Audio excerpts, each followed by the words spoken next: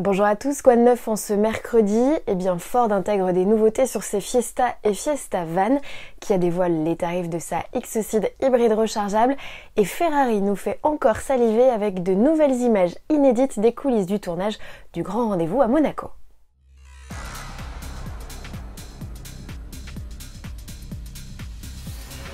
La Fiesta passe à l'hybride, enfin non à la micro-hybridation, et ça change tout.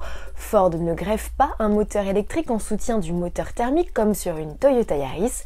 Non, là, il s'agit de l'arrivée d'un alternodémarreur de 48 volts et d'une batterie pour abaisser les consommations et émissions de CO2.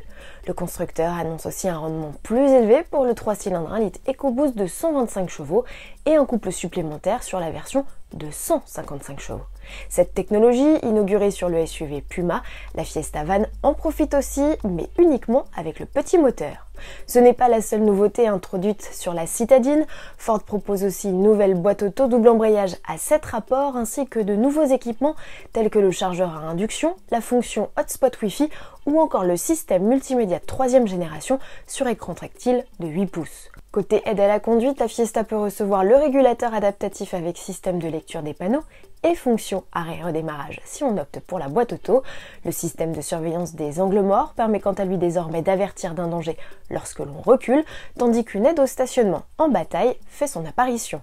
Les modèles devraient être disponibles à l'été, les tarifs restent à connaître. On continue avec une hybride rechargeable. Vous savez à quoi ça correspond? Petite piqûre de rappel, il s'agit d'un bloc thermique que l'on associe à un moteur électrique et dont les batteries sont rechargeables sur une prise de courant. C'est le cas notamment de la X-Seed, la version crossover de la Seed. Son 1,6 litre essence fait équipe avec un bloc électrique pour une puissance totale de 141 chevaux.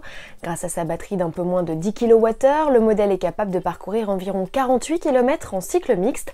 Une autonomie qui grimpe à près de 60 km en mode 100% urbain, de quoi permettre à cette Kia baroudeuse de prétendre au nouveau bonus écologique gouvernemental.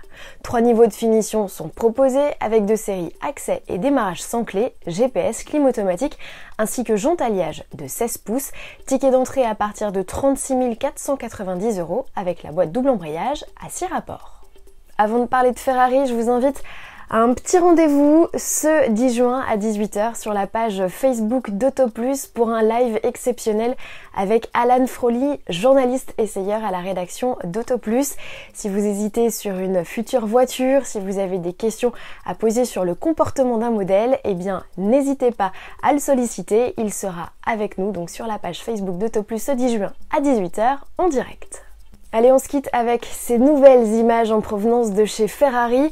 Le constructeur a publié de nouvelles scènes inédites des coulisses du tournage du Grand Rendez-vous à Monaco.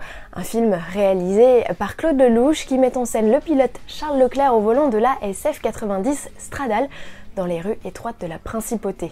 On sait que le jeune monégasque n'a pas hésité à exploiter le potentiel de la première sportive hybride rechargeable du constructeur italien. On le rappelle, elle développe 1000 chevaux.